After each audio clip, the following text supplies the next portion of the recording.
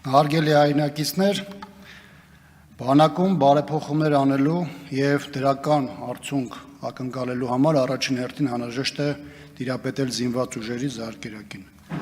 Այն իշխանությունը, որը պատկերացում չունի բանակի հիմնադրման առանձնահատկություններին, դրա ինստիտուցիոնալ զարգացմանն ու անցած փուլերին,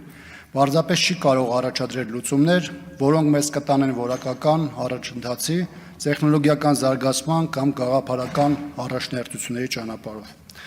Հայրենիքի երկրի պաշտպանության հիմքում առաջին հերթին գաղափարն է,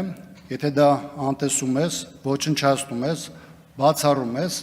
ապա մնացած գործոնները կամ չեն աշխատի, կամ կդառնան խիստ արդյունավետ։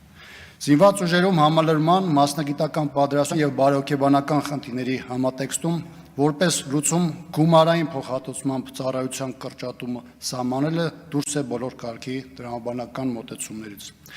Սոցիալական վեվեռացումից մինչև արդարության կոպտագույն խախտումներ, որոնք արտահայտվում են իշխանության առաջ քաշած նախաձեռնությամբ, գալիս են լրացնելու առանց այդ էլ ներհասարական կյանքում տեղ գտած սևերի ու սպիտակների,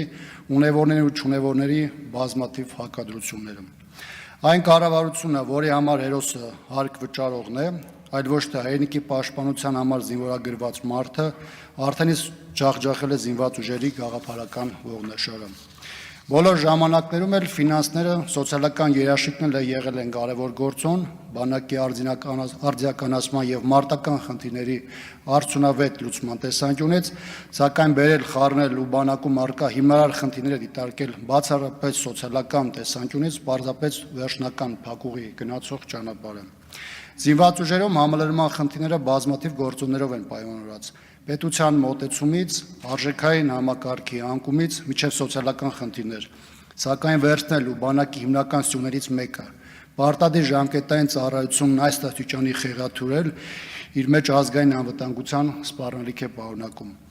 Բանակը փորձադաշտ չէ, որտեղ կարելի է այս կամ այն քմահաճույքը կամ ցանկությունը փորձարկել,